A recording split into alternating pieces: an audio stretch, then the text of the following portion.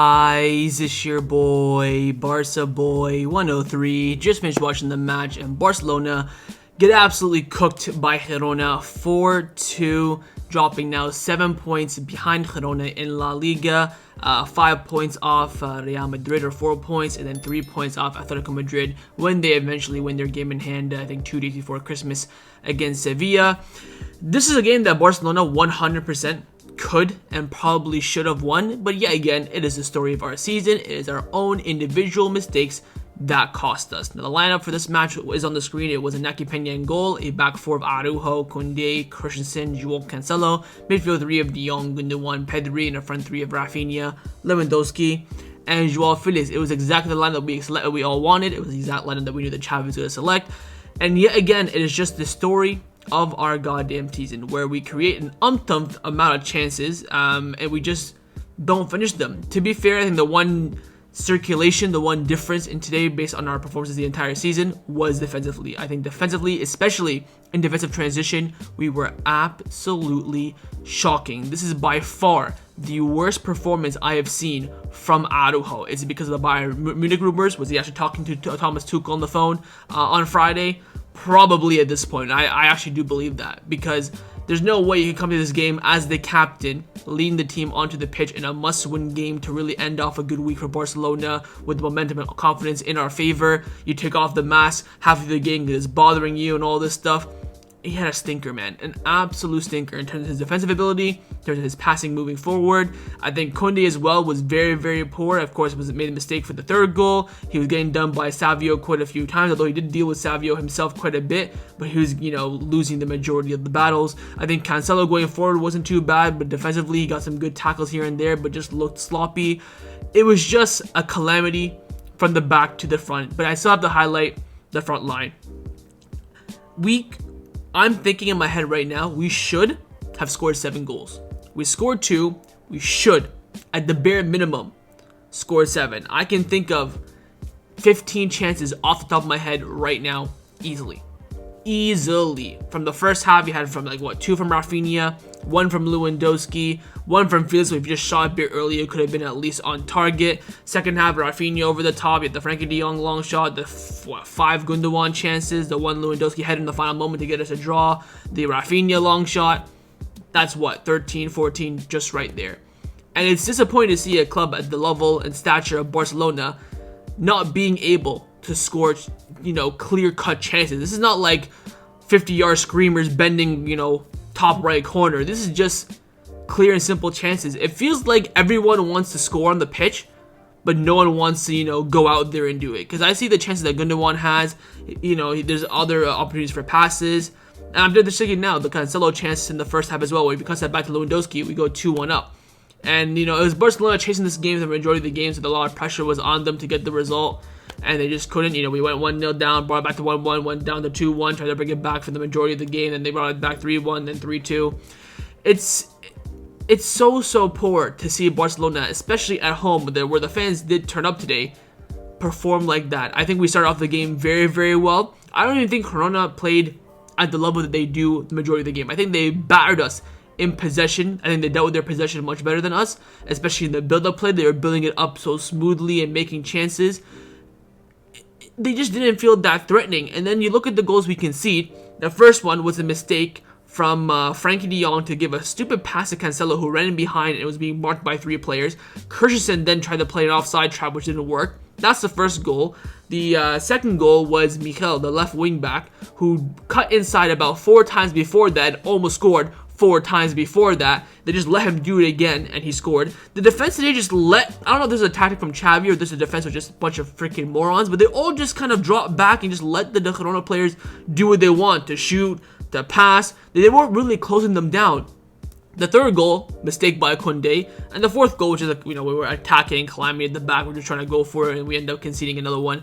It's all with defensive mistakes. There's no goal where Girona just absolutely battered us and created a chance or whatever the case may be. It's all individual mistakes, and we could have combated that with the chances that we had in front of goal today. 100%. And I'm looking at it now, I'm seeing people say Xavi out. Besides from the substitutions, what did Xavi do wrong today? His team created chances, he picked the right lineup, in terms of personnel, made the right subs. I think the only two mistakes Xavi made today was firstly taking off Christensen, who was our man of the match, our best player today. Even though he made the mistake for the first goal, he was still our best player. And then during that process, he decided to put Balde at a left center back alongside Araujo in defensive transition. But when we were attacking, it was Cancelo staying back and Balde going forward, which was odd. We had a left back at center back. We had our left back at we had a right back at left back. Then we had a center back at right back. It just didn't make sense whatsoever. I'm thinking, okay, Balde's coming in, Cancelo goes to right back, Balde left back, Kunde Araujo at center back. I think that would have been more fluid. I don't know why Xavi didn't do that. Apart from that, I think Xavi, every other decision was correct. Again, we had an okay game. I wouldn't say we performed dreadfully. I think we played well, created an abundance amount of chances. But yet again, it's the story of our season where we can't finish our dinner. And hopefully with I don't want to put it all on him because poor guy's only 18, but when Victor Roque comes in and he starts scoring these chances, hopefully that, you know, the Lewandowski's missing about 4 or 5 of them. If Victor Roque scores 1 or 2 of those, it can change, you know, the dynamic of this team. And it's just disappointing to see Barcelona lose in a big moment, in a big game like this as well. You're in the Catalan derby. They've never beaten us in an official game before. This is their first win against Barcelona, period, in our own backyard. They celebrate as if they won the goddamn league. We now got to go to their stadium and win, 100%. Same thing would happen with the Real Madrid game. We got to go to the Bernabeu now, and we got to go to Girona Stadium and win in the return legs, 100%. Anything else is an absolute disgrace. And I hope we celebrate just like they did as well. And I don't know, man. It's just so disappointing. And to be honest, we play Antwerp midweek in a meaningless game. I chuck all the starters out there. Chuck them all out there. You know, we pay you. You want to get paid for the friendly in December as well on the 21st in America. Go out there and play. Put a show on for the fans. Win a game by effing more than 2 goals. We've only won 3 games by more than 2 goals this season. We've either lost, drew, or won the game by 1 goal. It has been a calamity of a first half of the season. We're 7 points behind in the league. We have the Copa del Rey draw, of course, on Tuesday, which the games will be taking place in January. We are on track right now for a trophyless season, and if you look at my preseason predictions, I was saying that we had to do a double at least. What the double was, I don't know. We could have won the Super Cup, Copa, La Liga, Copa, Champions League, Super Cup. We have to win at least minimum 2 trophies this season. If you told me right now to make a bet, I would bet we win nothing because we're just not decisive enough. We're not a killer team. We're a passive-aggressive team that hopes that we get like a clear and utter, 1v1 chance in order to score. Like Lewandowski's header was a free header. The good one was good movement by Ferran. Then he good turn by Gundogan. But Gundogan should have had a hat trick today. Should have had a hat trick. Lewandowski should have had a brace. How he's not scoring that header to make it 3-3? Open header off his shoulder again. Did the same thing in the match against was it Porto or was it Alaves? I don't know. He keeps hitting off the headers off his damn shoulder. I mean, you're Robert Lewandowski, one of the greatest strikers of our generation, and you can't connect with the header correctly? It just doesn't make sense to me in any capacity whatsoever. And it's so deflating that, you get excited for this game, you think, you know what, Girona are a team that's, beatable and all this stuff, and yet you go out there and perform like absolute wank. And not even the performance, it's just in the decisive moments in the game when you're defending into a defensive transition and when you're creating chances and you have to finish them, both of them were shocking. Yet again. And it's not even, the problem now is that it's consistent. It's happening game in, game out. It's not one game it's happening, one game it's not.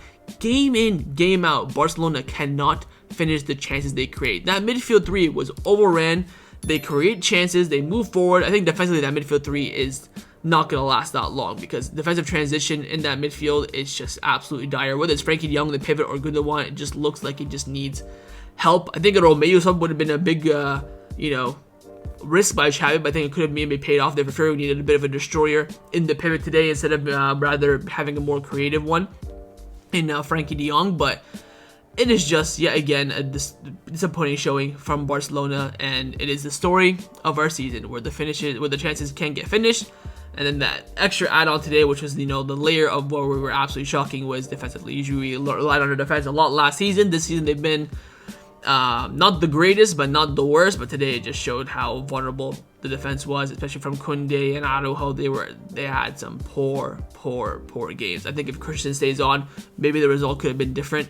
But you wait a week for this game, all the hype after the win against Atletico Madrid, and then they just slap you in the face like this. It's very, very discouraging, but it is the game of football. In terms of player ratings, I feel like it's absolutely pointless to do it because I don't think anyone deserves a rating. I just want to highlight Christensen. I think he was the best player for Barcelona, even though he made a mistake on the first goal. I think everyone else performed really average. I think Raphinha was probably the worst player. I think Raphinha needs a reality check. And I would be, if I'm Deco, I'm putting him up on the transfer market right now. Get some interest in for him, see if you can get rid of him in the summer, because he is just not it. Raphinha in the final, I say this wholeheartedly, I promise you, I would do better than Raphinha in the final third. I believe that 100%. He's just been shocking. He can't control a ball, can't get a touch on, can't direct a shot on target whatsoever. I believe he stole that free kick off Lewandowski as well. Apparently Lewandowski did take it, but then Raphinha just went and just took it himself. I don't know, man. This whole entire team is in calamity. They need to really fix up, and they need to start finishing their chances. I think the defense, you know what, they just they had a poor day. We'll take that. We'll criticize them. Hopefully they don't make that a long-term thing, but it's just the finishing that it's been long-term this whole entire season, and that's the worrying thing for me. So hope you guys enjoyed this match review. If you did, make sure you drop a like. Of course, subscribe down below and leave me your thoughts down in the comments as well on your worries for the team. What are your thoughts? Do you blame Xavi for this performance, or do you blame the players? All your thoughts, leave them down in the comments below. And I will see you guys next time on the channel. I think tomorrow we're going to have a transfer video. We're going to have the draw on Tuesday along with the match preview for Antwerp, and then the game, of course, against Antwerp is on Wednesday. So a lot of content coming out, and hopefully Barcelona can perform. This is why I do lazy match reviews when they lose, because they don't deserve me to edit this video, to put numbers and ratings and make cool transitions and stuff like that. They don't deserve that when they lose, and that's why I don't do it. But anyways, hope you guys enjoyed the video. Drop a like, subscribe down below, and I will see you guys next time on the channel. Take care, and Forza Barca.